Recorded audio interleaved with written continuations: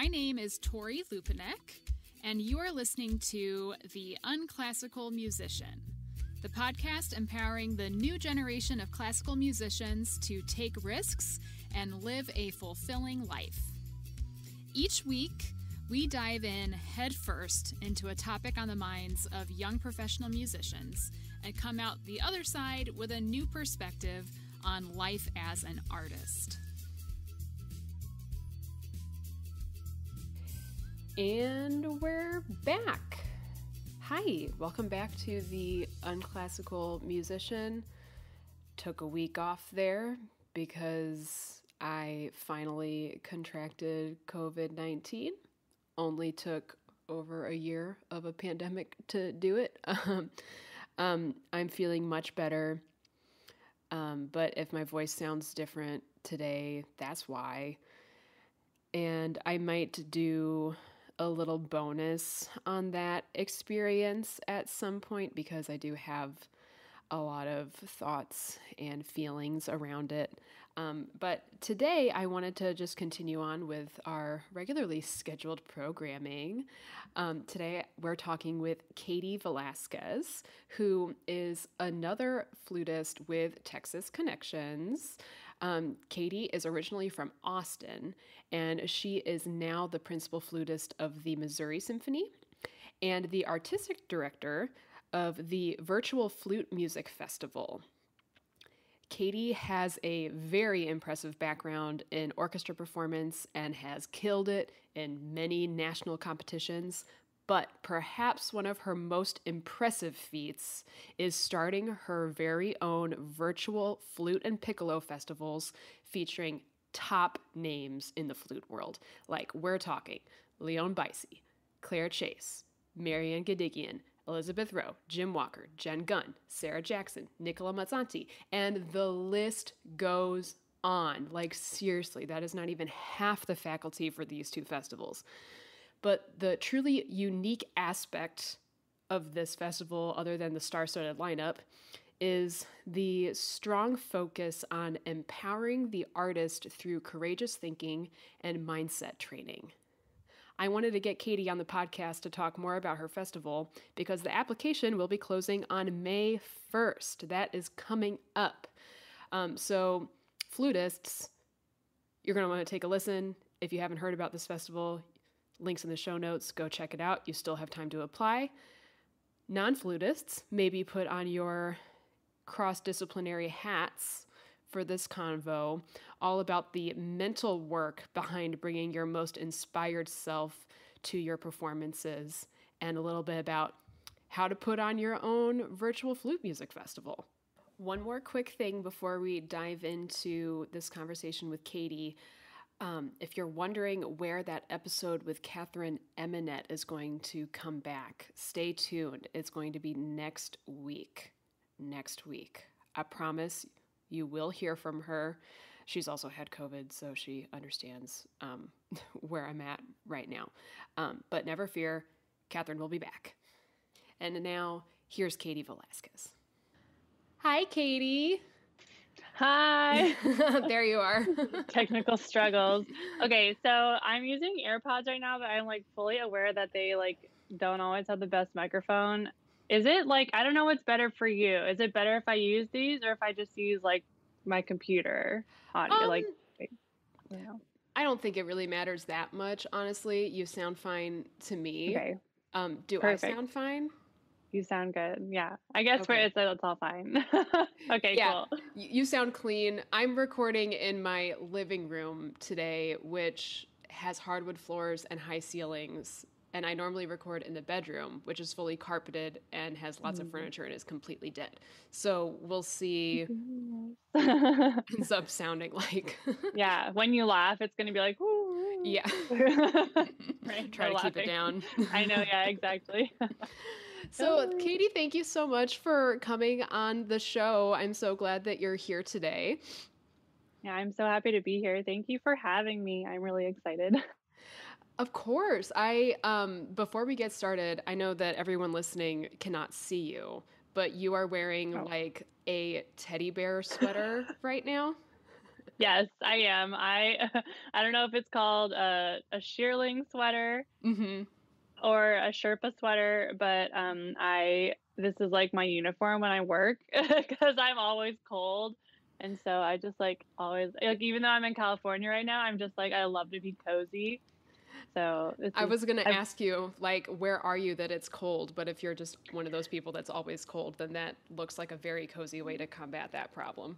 Yeah, no, it's working out great for me, even though it's really nice and sunny outside. I just really like to stay cozy in my Sherpa sweater. Perfect. Yeah. Well, today, I mean, I'm sure that people love hearing about things that they can't see with their own eyeballs. But thank you so much for coming on to talk about your Virtual Flute Music Festival. But before we dive into that, I want you to tell the people listening a little bit about who you are, where you're from, what you do for money, and like what you've been doing during the pandemic. Definitely, yeah. So I'm Katie Velasquez, and I'm the principal flutist of the Missouri Symphony. Although this summer I am not playing with them, and I was the former principal flutist of the Midland Odessa Symphony in Texas, in West Texas. So if you don't know where that is, that's where it is. And while I was there, I was also adjunct flute professor at University of Texas of the Permian Basin. And so those are kind of like my professional things that I've done. And, you know, like my main title right now is I'm the artistic director of the Virtual Flute Music Festival.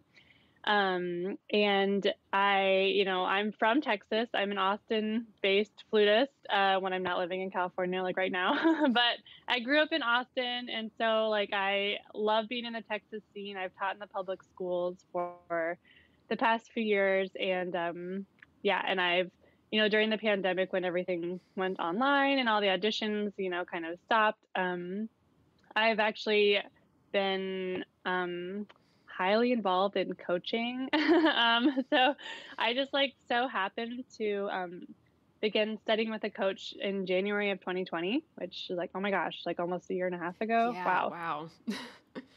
I know. And it's kind of crazy because like I am so glad that I had someone, since then until now and onwards that is there for me in the coaching sense. So that like this whole pandemic thing, I actually have not really felt the despair and like the awful feelings of like like I wonder if the music industry will ever recover and like I don't feel inspired at all.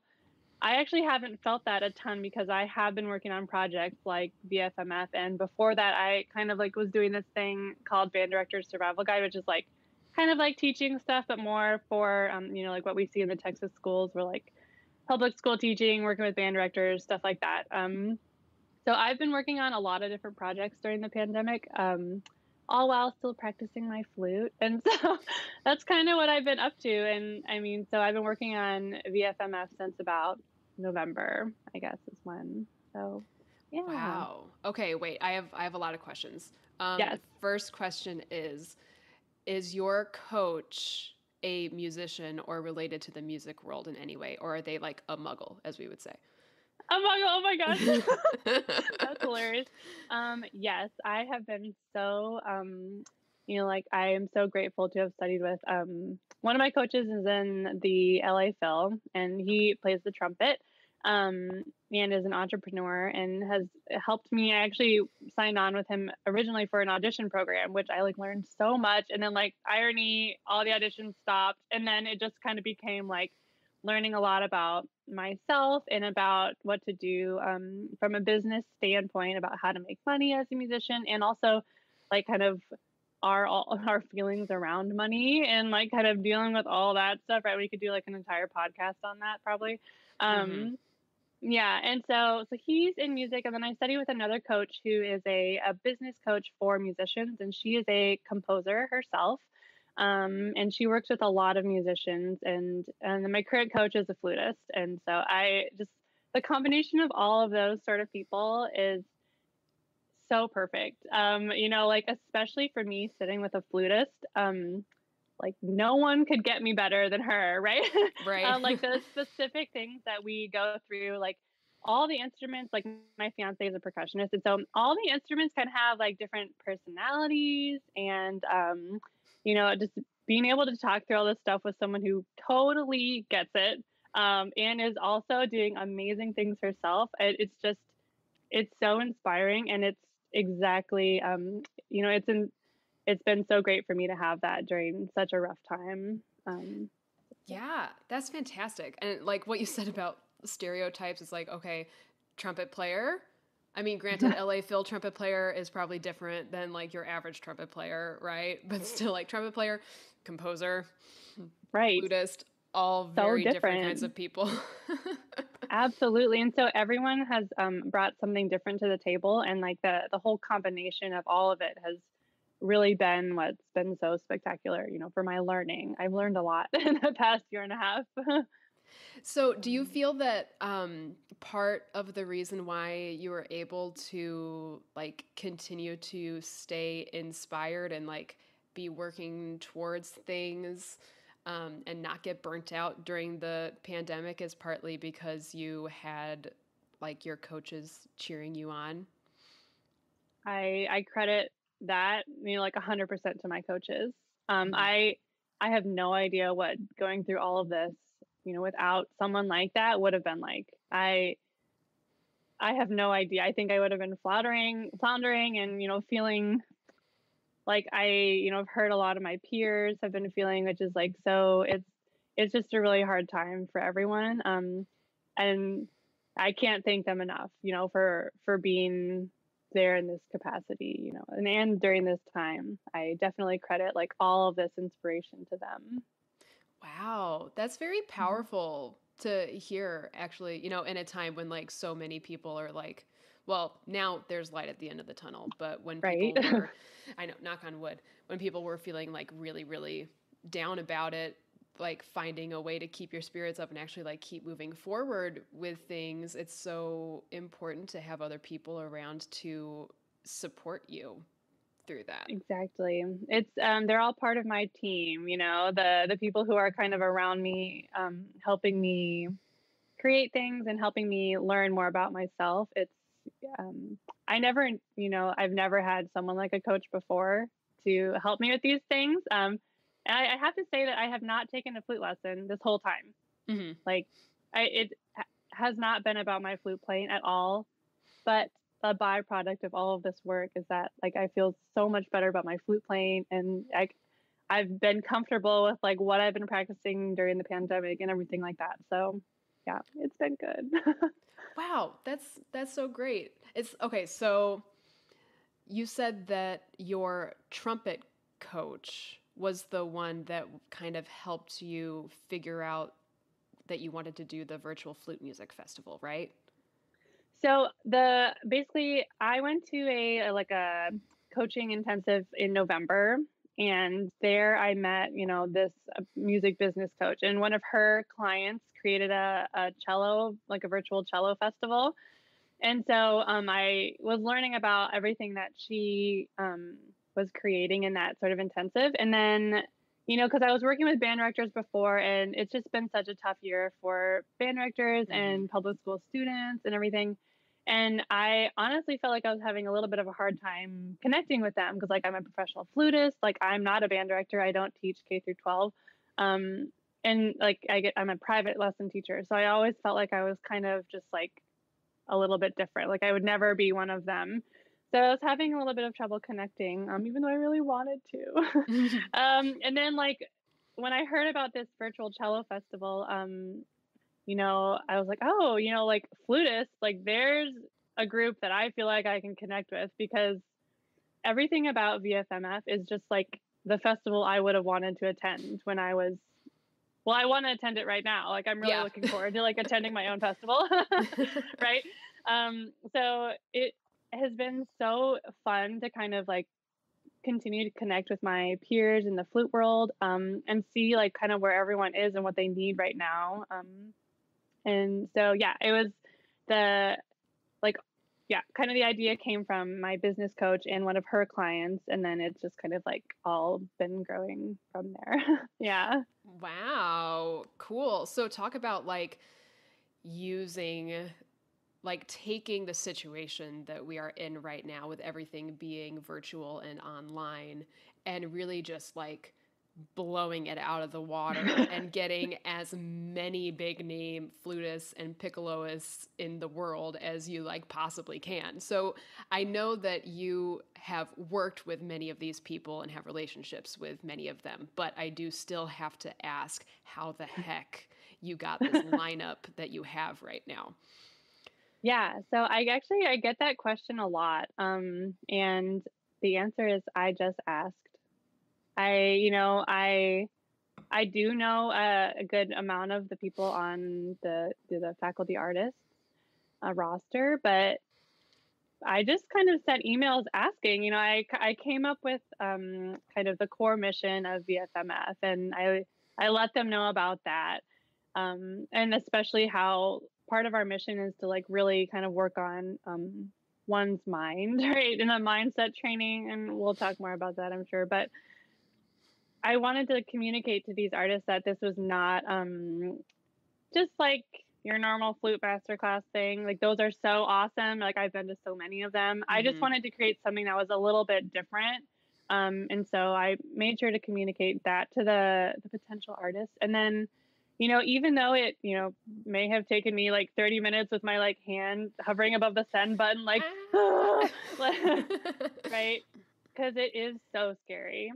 And I send out so many emails to so many people who I really respect and who have been like idols to me. And some of them I thought would be scary or like would think my idea is dumb. And I eventually just had the courage to press the send button.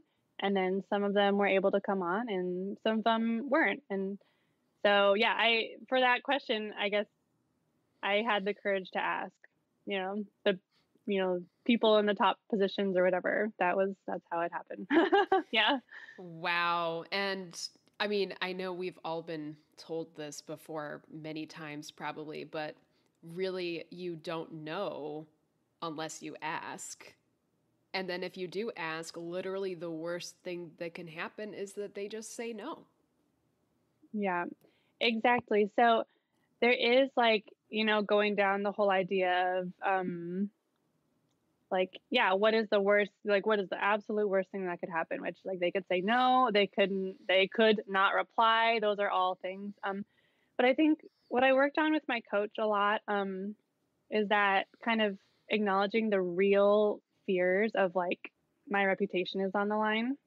Like, if I'm communicating with some big name flutist and, I totally fail on my responsibilities, like that's a reflection of me. And so every email I send out, that fear and that risk, like if I can acknowledge that it's there, instead of just kind of like, like, you don't know what they're going to say, go for it. Like I really had to sit with that and be like, okay, I am feeling really afraid about this for all these reasons. And, despite that, or even with that still with me, I'm going to try and do it.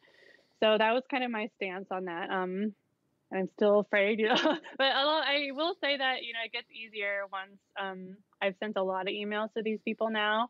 So it's actually much easier to send off an email to, I don't know, like Jim Walker or something, or yeah, you're like, yeah. Hey, right. Hey, so, what's up? Exactly. Wow.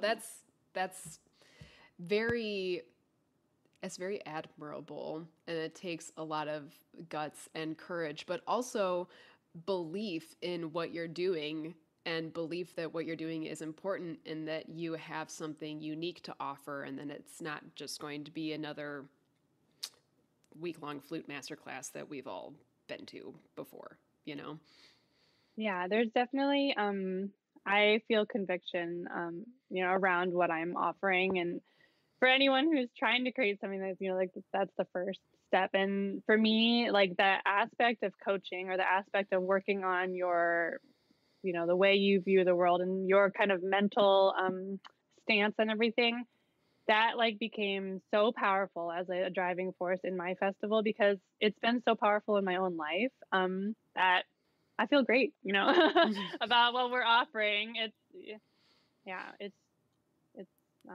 I'm really proud of what we're offering. I'm proud that there's something in the industry like this, because the music world is very much like hard work, get it done, get your job and get out of there, or like I don't even know. And so just kind of being a platform where people can kind of work on their mind more, it was something I'm really excited about offering to people. Yeah, you should be proud of it. My gosh, it's sounds like a ton of work because you really do offer, like, number one, there's like so many people on faculty. Number two, like both. So like how long is the flute class? How many days? So the flute festival is a month long. So like So that's huge. And the logistics around that are just ridiculous. And then the piccolo class is shorter, but the fact that you have an entirely separate piccolo program, like that's more logistics as well. yeah, this is all true. It's a Oh my lot gosh. I mean, this is what I work on like all day. And I teach private lessons still, and so my time is really like practicing the flute, like working on the festival, and then teaching lessons, and that's what I do. But and I guess to speak about the length, especially of the flute festival, because I have had people ask like, why is it so long, and like, why is it such a big thing? And what I learned in my coaching is that for like real change to happen, it just kind of took a little while. Like some of the programs I was in were like 6 months long, or 12 months long. And over that period of time working with someone, like, yes, change did happen, but it didn't happen within 1 week, right? And Right. so I guess like my goal in making especially the flute festival pretty substantial in length is so that hopefully, you're able to kind of like change as the festival is going, with the different lessons and what you're able to learn. Yeah, I kind of wanted to space it out so that people could kind of see that change in themselves, during the program. Hmm. Yeah. Yeah, and that is also a unique part about the program, like we were saying with the flute classes being like 1 weeks or like 1 to 2 weeks. And even then, many times it's playing focused or exclusively around the playing and then like the auxiliary skills that will get you a job or the things that you can do in order to get a job. But your festival is focused a lot about the mindset training. Like that seems like it's a really major and important and unique part of the festival. And like we've talked about mindset on the podcast before with Dr. Chelsea Tanner came on, and like everyone else who comes on, because everyone has a lot of ideas about like mindset in terms of like being a musician and how to get your mind right. So can you tell us a little bit about your perspective on mindset training, like for musicians specifically, and how that is going to be worked into a flute festival? Yeah, definitely. Well, I definitely want to commend everyone out there who's putting content out on how to think, on the mindset. That is like so amazing. It's inspired me a lot to see all the awesome quotes and the things to think about. Chelsea Tanner's stuff is great. I love her. I like follow her stuff and like everything. Right? We all do. And I guess so my approach to all this, because I am super in the optimization world. Like I love podcasts on all this stuff, like yours, and I love audiobooks on, I don't know if it's like really self-help, but it's like inspirational books on how to improve your performance and your mind and all that stuff. I even have an app called Pep Talk where it's like someone's giving an inspirational speech over like really cool music, and you're just like, oh my gosh, it's so great. But I had to kind of ask myself, one, because I've been in this world for a long time, but I was still kind of feeling like why isn't all this stuff like clicking for me? Like, I've looked in the mirror and said like I'm the best or whatever for a whole year, and like why is it not working for me? And I think with all that optimization and things to like change the way we're thinking and stuff, I guess like my approach is actually a little bit more from like, if you take all those things away, like what are you kind of like really feeling?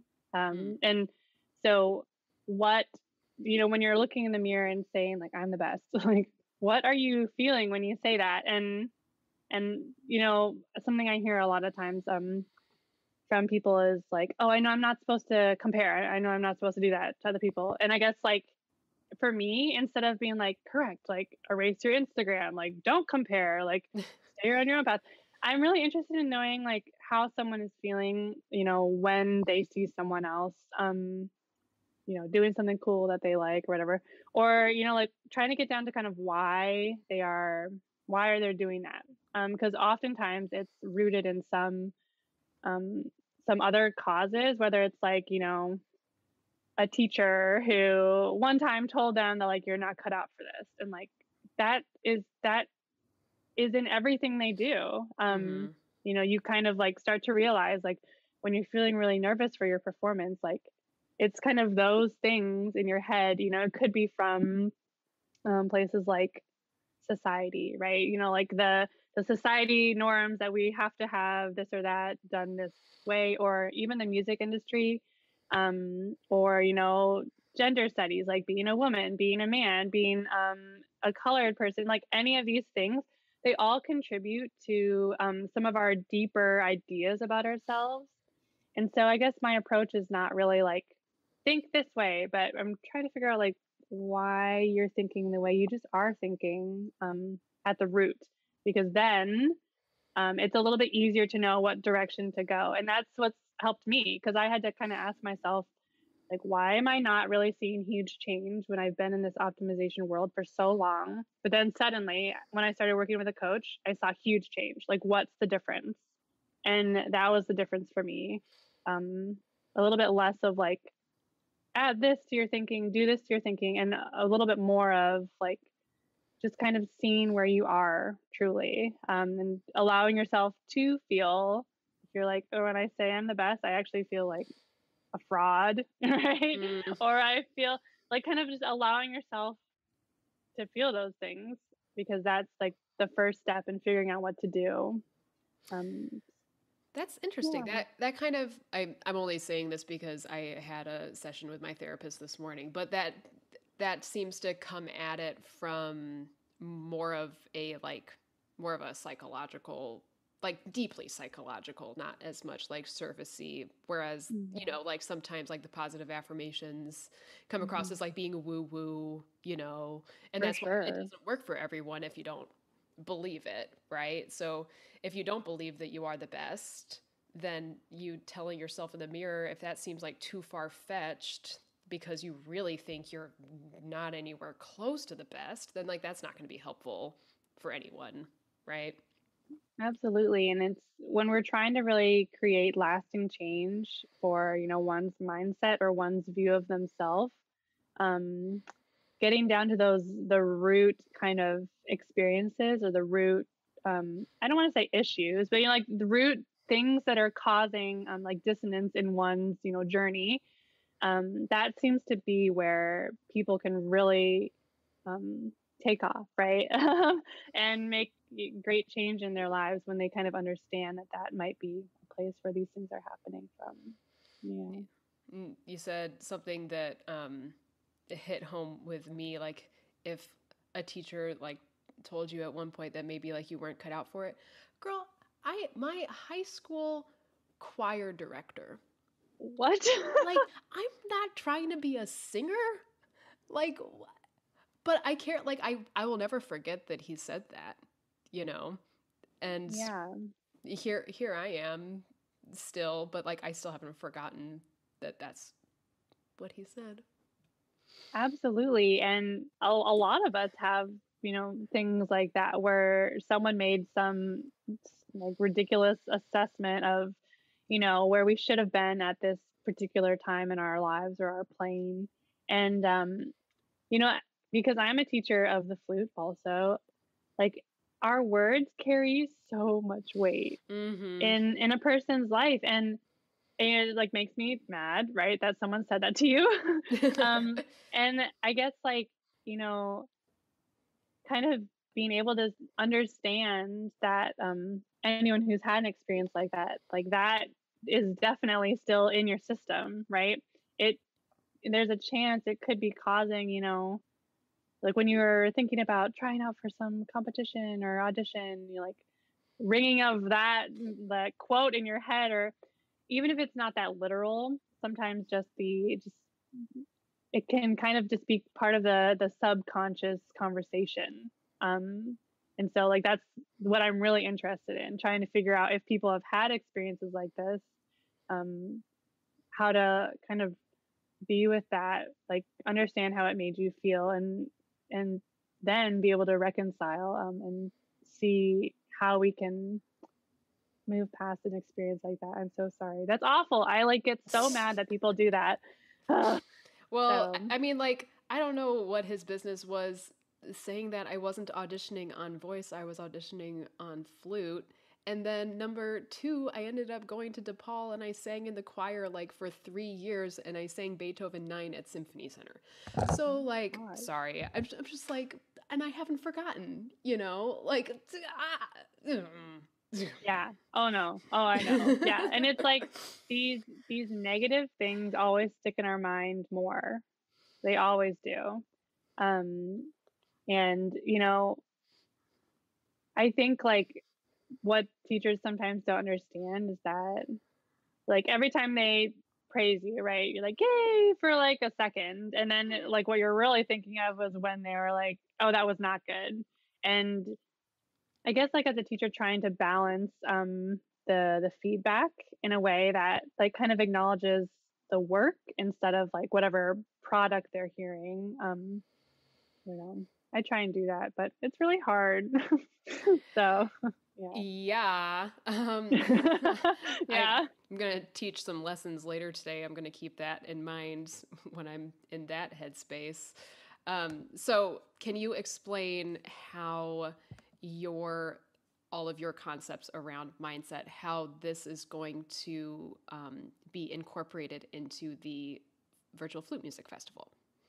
Yeah, definitely. So there's kind of 2 main parts about this all mindset training and stuff in the Virtual Flute Music Festival. And one of them is a collaborative thinking session, which is basically like a one-on-one. So talk just like we're doing right now, where I might be asking some questions, or someone might bring their what they're facing as obstacles. They might bring that to the session, and we just kind of talk about it, because the whole approach with my coaching and what I do with all the mindset training and stuff is like, I'm not actually trying to give advice. Like that's not really like the goal of what I'm doing. I'm not telling you how to think, but I'm actually I read a really nice thing the other day that was like, we all have a voice inside of us that is not like, it's not, what's the word?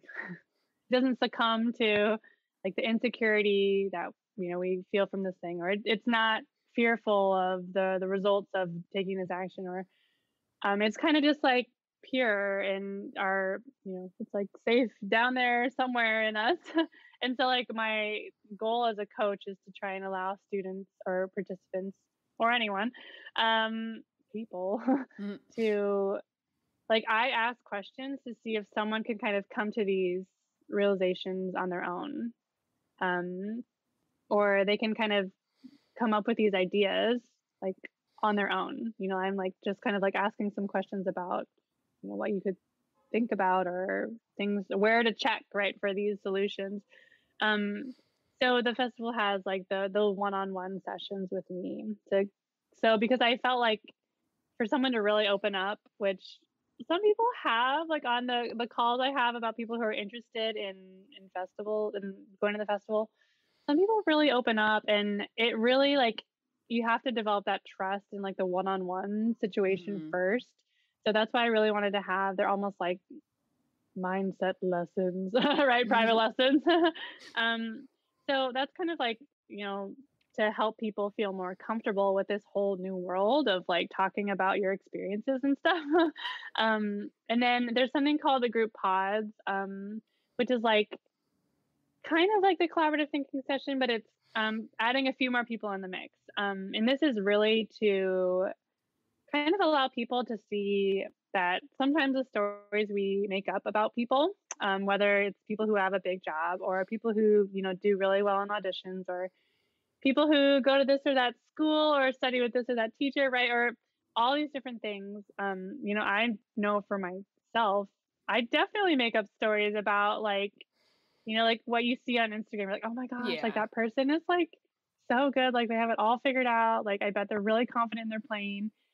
And then like the group pod is like a time to try and like share some experiences so that we kind of all realize that we're all going through the same stuff. Mm-hmm. And so that, like when you go to an audition, you're not seeing a foe or a competitor. You're seeing like just straight up like a normal human, right? Mm-hmm. Someone who is completely vulnerable, right? And so hopefully, that will help one feel more comfortable in the flute world in general, feel like they belong, and they belong among their peers and in their own space.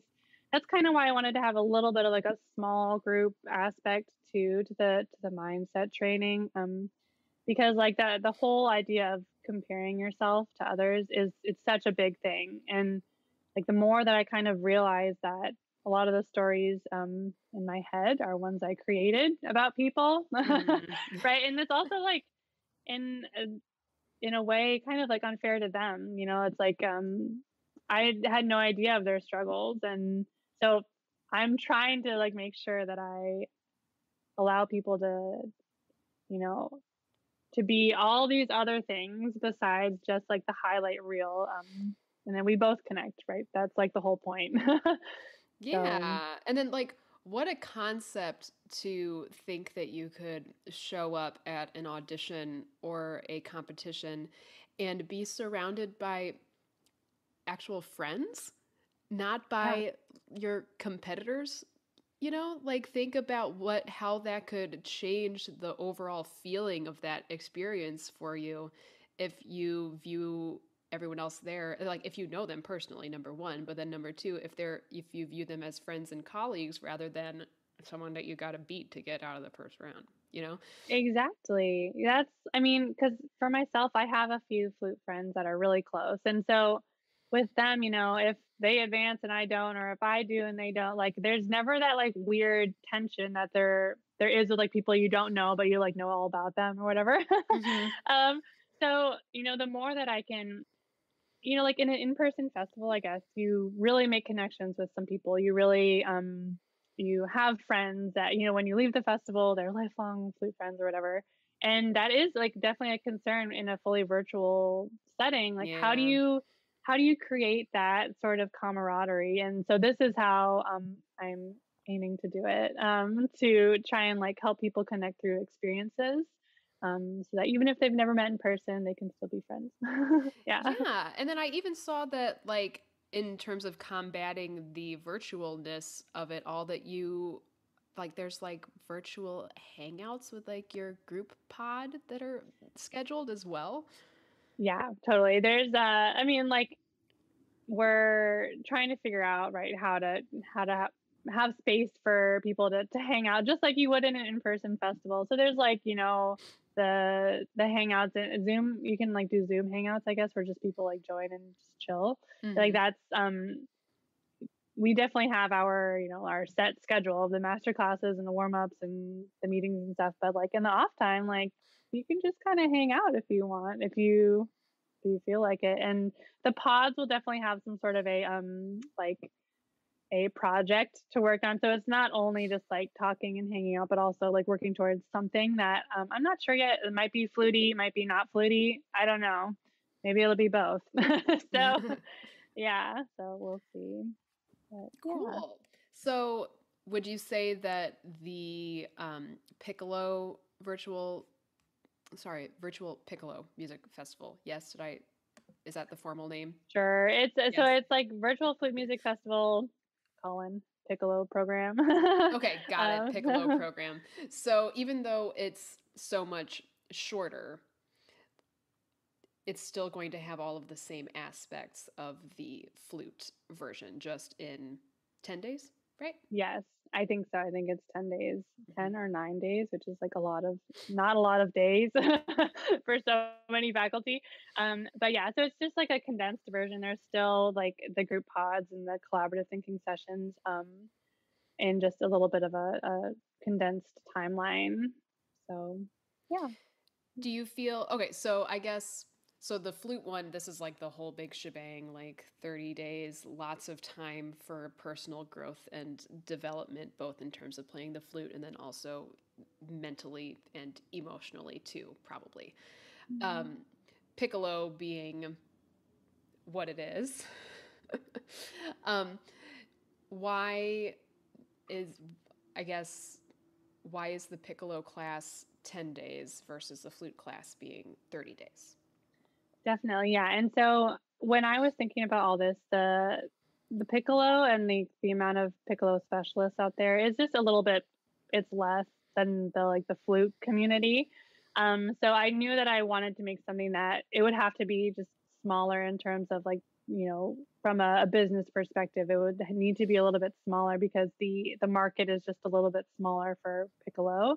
But I tried to make it like a happy medium. It's like so it's like kind of long, but like it's still shorter. So it's just kind of like a balance between from like a business aspect, like just knowing that the market is a little bit smaller for piccolo, and still trying to create the same sort of atmosphere and the same timeline for people in a way that would work for both. Yeah, I can see that. Yeah. Totally. So do you think that, I hope that both are great hits and both fill up completely and that you have wait lists and auditors and all of this good stuff. Do you want to do this again next year? Or is this going to be like a one-time thing? Yeah, this is happening next year for sure. Wow. And yeah, happening every year, forever. Right. And so I guess like my thinking, because I've done a lot of things virtually the past year, right? We all have. And so in my own private lessons, like everything is virtual, but a concern for me is that like next year it's going to be expected that I be there in person. And like, I don't know, I can't teach like the amount of students I'm teaching right now all in person. I can't go to all their schools. Like all these other problems. And also like, I really just love being home. Like if I'm hungry, I just like walk to the kitchen and grab a snack. I can put my dog between lessons or whatever. And so, but it's been a real concern about like, what do I do when this all goes back to normal? So for Virtual Flute Music Festival in the piccolo program, I envision this being kind of more long lasting as a virtual program, because when I was in school and, when I was in high school and in undergrad and stuff, sometimes I wasn't able to like pick up and go to a festival for 8 weeks. That was this amount of money, and I wasn't able to work. I didn't know where I was going to live in between there, or kind of like logistical concerns like that. And also with, when I was in high school, I traveled to take lessons with like every single teacher and more that I was going to be auditioning for. So that's a lot of expense. Thanks, Dad. Right. Yeah. So, right. And just knowing that, like, yes, it is getting really competitive out there in the music field. And to get into some of these big schools, like just having a relationship with that teacher before is so, so important. I like cannot emphasize how important it is to, go into that audition already knowing them, and they know you, they kind of understand how you work together. And so VFM is kind of like there for people who might not be able to take plane rides and take in-person lessons with all these faculty all around the country, especially if they're trying to save to like actually take those auditions, because those have to be in person. This is like a way that someone could attend a big music festival and still work if they, like our events are mostly in like kind of like one chunk of time. There's like mornings free if you're on the East Coast, or like afternoons free if you're on the West Coast. And so that if someone needed to work to be able to have this experience, then like that is a possibility. Or if someone needed to meet teachers, but they couldn't travel to all these different places, this is available to them to kind of at least begin that process. So that is why I, I wish I would have had this when I was younger, Mm-hmm. because it is a huge commitment, especially if you're taking a first lesson from someone, to travel all the way across the country. And sometimes, you're like, I'm definitely going to audition for that school. And then sometimes you're like, oh, like I didn't really connect. Like, Yeah.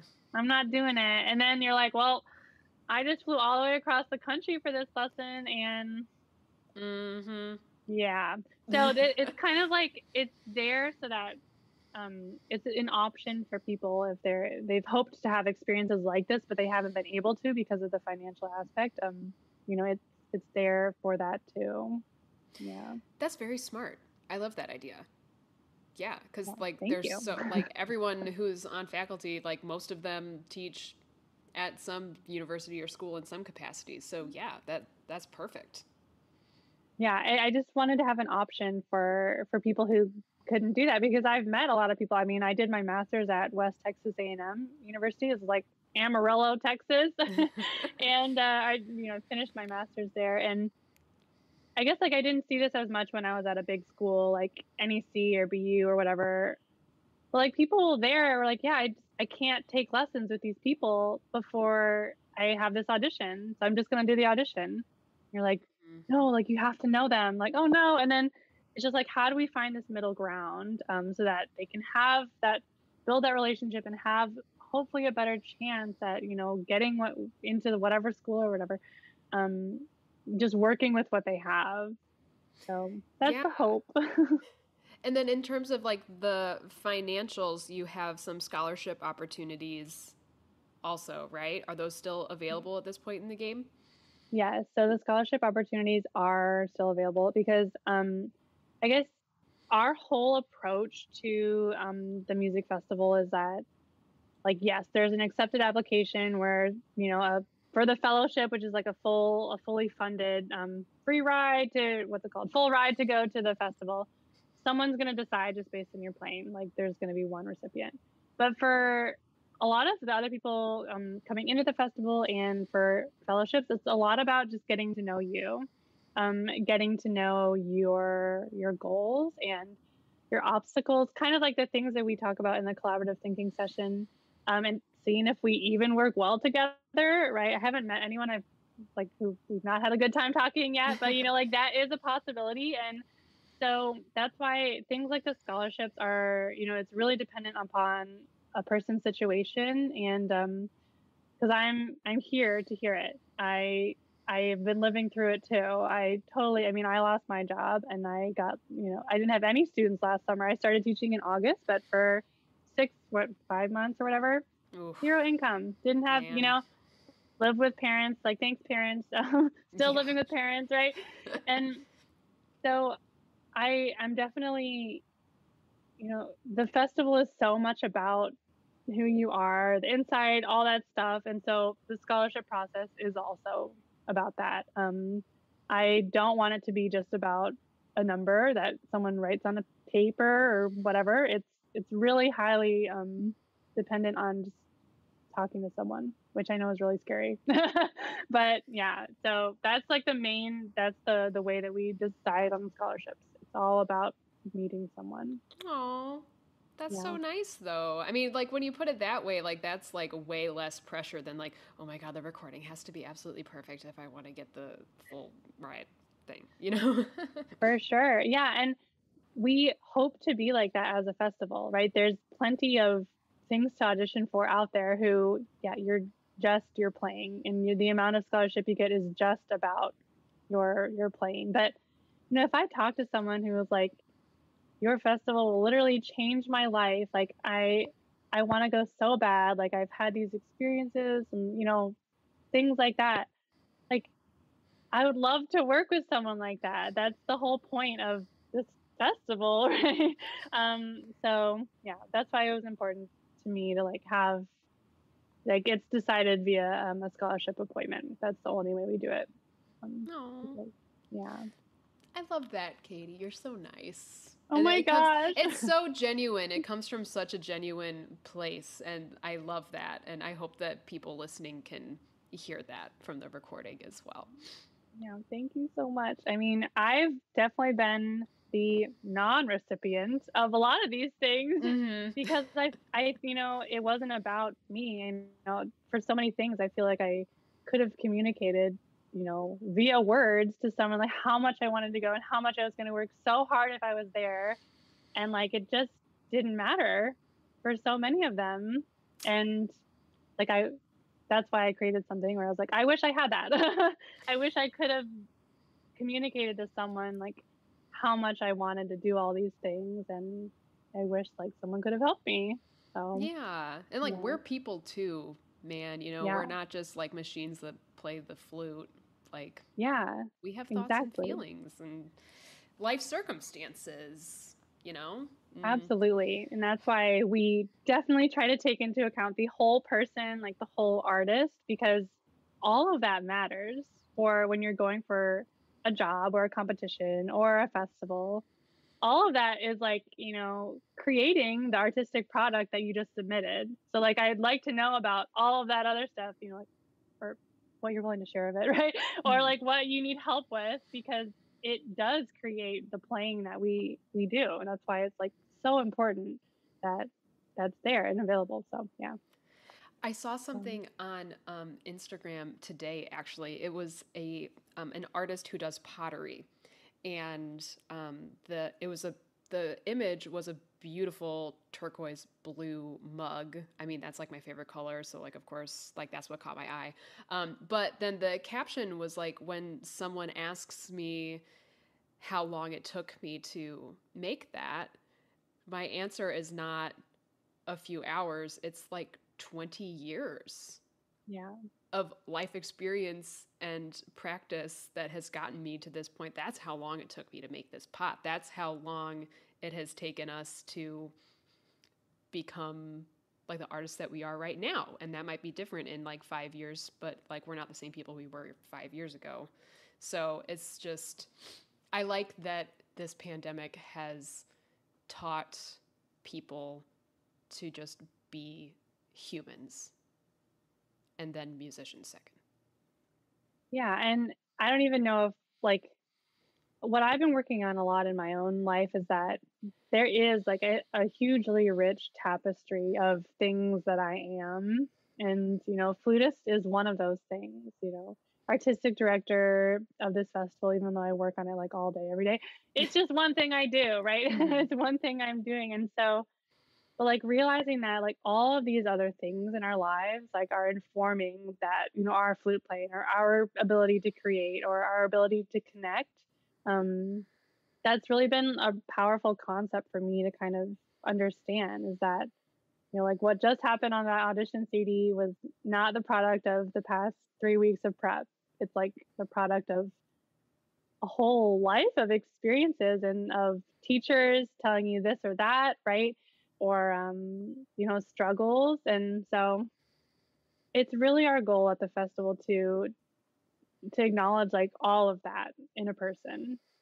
Because that is like when, I mean, at least in my own life, that's when I felt like I was like actually making progress on the flute, when I like finally like looked at the whole picture.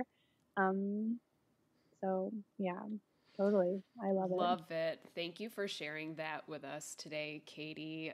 Can you please tell the people if they want to find out more about the festival, or if they want to find you online, or maybe work with you for like some collaborative thinking? Can you please tell everyone where they can find you? Yes, absolutely. So you can find us at Virtual Flute Music Festival on Instagram, and that's our website name also, just www.virtualflutemusicfestival. And through the website and through my Instagram, you can do things like book a call if you want to talk about your scholarship situation, or you can book a call if you have questions. And then we are offering a little bit of a Zoom webinar. I called it like a Zoominar. It's called Empowering the Artist Within. And so I'm leading this. It's next Tuesday at like 10 a.m. Pacific, I think. And it's just kind of like me going over some of these concepts in a private setting. So it's not going to be on Instagram or anything. So that the sign up for that is also available on the website. It's totally free. It's anyone can attend to just kind of learn about the different concepts that I kind of work on in the festival and work on in general in my own life. And yeah, and then I guess my name's Katie Velasquez. I'm the artistic director. So if you want to follow my life happenings, I'm on Instagram too, or like on Facebook. Yeah, someone yesterday asked me like, "Can I friend you on Facebook?" And I was like, "Yeah, I'm a cool artistic director. Totally, like do it." Like, yeah, like let's be friends. For sure. Love that. Totally. Well, thank you so much for your time today, Katie. I really appreciate it. It was such a pleasure to get to talk to you again. And I'm sure that I hope that everyone listening has gotten some like warm and fuzzy feelings from this conversation. I hope so too. I genuinely, hope so too. And thank you so much for having me. All of your content is totally inspirational for me also, and I'm just so grateful to be here. Yeah, we're like having a moment. Yeah. Thanks, Katie. Yeah, absolutely. All right. Well, I want to be respectful of your time, but I hope that you have a great rest of your day. And actually, I'm going to talk to you tomorrow. Yay! Can't wait. Great. All right. I'll see you then. Thank you so much. Bye. Oh, warm and fuzzies and good vibes everywhere. I hope that y'all enjoyed listening to Katie Velasquez today with the Virtual Flute Music Festival. I'm going to put all of her links in the show notes, so if you want to get in touch with her, you can. If you want to find out more about the festival, that's all going to be down there for you. I also want to note that Katie mentioned the Zoominar that she was doing on Tuesday. If you're listening on Tuesday, that day is today. So this episode goes out at 6 a.m. Central Time. So it might be too late to sign up.